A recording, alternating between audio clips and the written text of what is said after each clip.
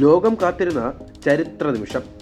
ലോക ബഹിരാകാശ ചരിത്രത്തിൽ പുതിയ അധ്യായം കുറിച്ച് സുനിത വില്യംസും ബുച്ച് വിൽമോറും ക്രൂ 9 ദൗത്യത്തിലെ മറ്റ് അംഗങ്ങൾക്കൊപ്പം സുരക്ഷിതമായി ഭൂമിയിലിറങ്ങി.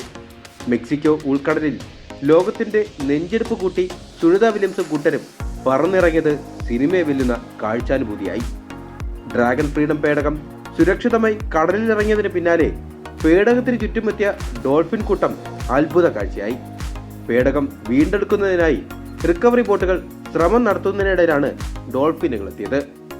ഇന്ത്യൻ സമയം ഇന്ന് പുലർച്ചെ 3:27 മെക്സിക്കോ ഉൾക്കടലിൽ സുരക്ഷിതമായി ഇറങ്ങിയ ഡ്രാഗൺ ഫ്രീഡം പേടകത്തിന് അരികിലേക്ക് സ്പേസ് റിക്കവറി കപ്പലെത്തി. ആദ്യം നിക് ഹേഗ്, മൂന്നാമതായി സുനിത വില്യംസ്. പുഞ്ചിരി തൂകി ഓരോ യാത്രികരും പേടകത്തിന് പുറത്തിറങ്ങിയതോടെ ലോകത്തിന് ആശ്വാസമായി. കൈവീശി പുഞ്ചിരി തൂകിയാണ് സുനിത വില്യംസ് പേടകത്തിന് പുറത്തിറങ്ങിയത്. പറഞ്ഞാൽ സാധാരണ മനുഷ്യന് വിശ്വസിക്കാൻ പ്രയാസമുള്ള നാഴികക്കല്ലുകൾ പിന്നിട്ടാണ് 4 സംഘം ബഹിരാകാശത്ത് നിന്നും തിരിച്ചെത്തിയത്. 9 മാസക്കാലം അന്താരാഷ്ട്ര ബഹിരാകാശ നിലയത്തിൽ ചെലവഴിച്ച സുനിത വില്യംസും ബുച്ച് വിൽമോറും എത്ര ദൂരം സഞ്ചരിച്ചു കാണുമെന്ന് ഊഹിക്കാൻ പോലും പറ്റില്ല. ഇക്കുറി 286 ദിവസം നീണ്ട ദൗത്യത്തിൽ സുനിതയും ബുച്ചും 12,13,47,491 മൈലുകൾ താണ്ടി.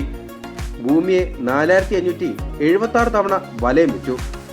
അതേസമയം 171 ദിവസം ISS-ൽ നിക് ഹേഗും അലക്സാണ്ടർ ഗോർബനോവും 7,25,53,920 മൈൽ യാത്ര ചെയ്യുകയും 2,736 തവണ ഭൂമിയെ വലയം വയ്ക്കുകയും ചെയ്തു.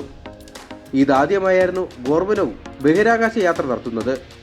എന്നാൽ സുനിത വില്യംസ് 3 ദൗത്യങ്ങളിലായി 608 ദിവസവും, ബുച്ച് വിൽമോർ 3 യാത്രകളിലായി 464 ദിവസവും, നിക് ഹേഗ് 2 ദൗത്യങ്ങളിലായി 374 ദിവസവും ബഹിരാകാശ നിലയത്തിൽ പൂർത്തിയാക്കി. ഇവരിൽ ഒന്നാമത് ഇന്ത്യൻ വംശജയായ സുനിത വില്യംസ് തന്നെയാണ്. സുനിത വില്യംസും ബുച്ച് വിൽമോറും 9 മാസത്തിലേറെ നീണ്ട ബഹിരാകാശ ദൗത്യം പൂർത്തിയാക്കിയാണ് ഭൂമിയിലേക്ക് മടങ്ങിയത്. 2024 ജൂൺ 5 ഇവർ ബഹിരാകാശ നിലയത്തിലേക്ക് പോയത്. അതേസമയം 2024 സെപ്റ്റംബർ 28 ഹേഗും ഗോർബനോവും ബഹിരാകാശത്തേക്ക് തിരിച്ചത്.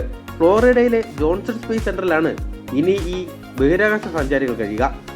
ദിവസങ്ങൾ നീളുന്ന ആരോഗ്യ പരിശോധനകളും പരിശീലനവും പൂർത്തിയാക്കി ഡോക്ടർമാർ അനുമതി നൽകിയ ശേഷമേ വീടുകളിലേക്ക് ഇവർ മടങ്ങൂ.